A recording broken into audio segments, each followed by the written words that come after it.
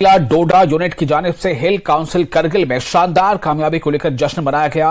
National conference और कांग्रेस को लद्दाख में मिली कामयाबी के बाद जम्मू कश्मीर में नेशनल कॉन्फ्रेंस कारकुनान जश्न मना रहे हैं। नेशनल कॉन्फ्रेंस का कहना है कि जिस तरह से बीजेपी को लद्दाख में हार का सामना करना पड़ा है, उसी तरह उसे जम्मू कश्मीर में आने वाले इलेक्शन में शिकस्त मिलेगी।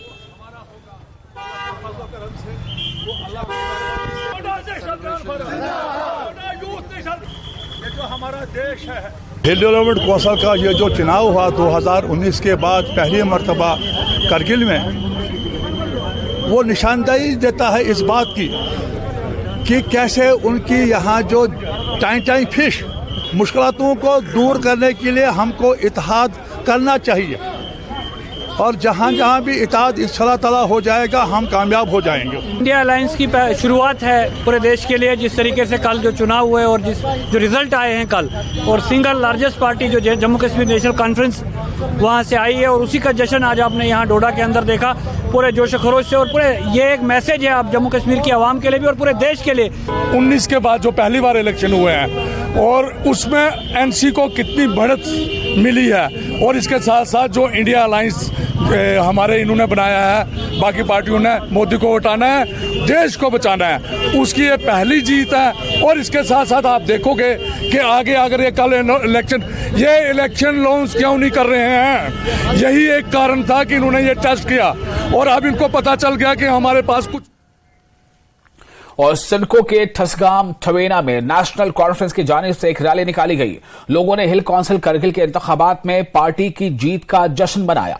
रैली में ठसगाम ठवेना हल्के के साबिक काउंसिलर अब्दुल रहीम के अलावा खासी तादाद में लोग शरीक थे।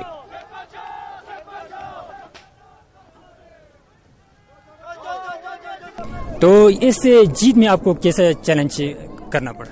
दोनों ये जो सीट था बहुत चैलेंजिंग सीट था मेरे लिए, क्योंकि मैं खुद नया था और मेरे जो पुराने काउंसलर थे वो पिछले 15 साल से, उससे पहले भी, और एक काउंसलर जो मेरे साथ इस इलेक्शन में था, कांग्रेस के जो काउंसलर ये थे, कैंडिडेट थे।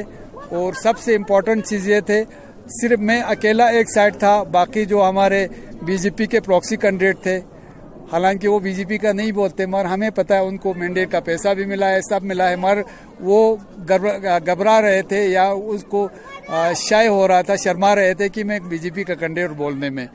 वो एक साइड, ये कांग्रेस का कैंडिडेट भी एक उनके साइड में, आपका कैंडिडेट भी एक साइड में, पूरे लोग उनके साइड में थे, और हम खुदा की फजल से मैं अकेला चला था मंजिल पे, और ये जो कारवान मिलते गए, ऐसा हो गया। पहले मैं सबसे पहले तो मैं हमारे जो एक्स काउंसलर थे मुंशी अब्दुल रहीम का बहुत मशकूर हूँ कि उन्होंने कुर्बानी दे के मेरे लिए सीट छोड़ा।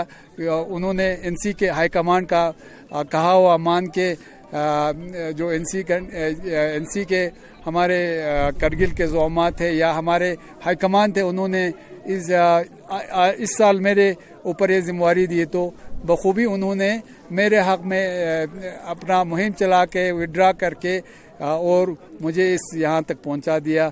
और ये काफ़ी चैलेंजिंग था। ठसगाम ठवेना के लोगों को मैं ये मैसेज देना चाहता हूँ कि उन्होंने जिस तंदरी से, मतलब जिस मकसद से और जिस उम्मीद से मुझे चुना है, इंशाअल्लाह मैं उनका खिदमतगार बन के, मैं उनका खादिम बन के ये 5 साल उनके खिदमत करने की कोशिश करूँगा। मागाम में म्युनिसिपल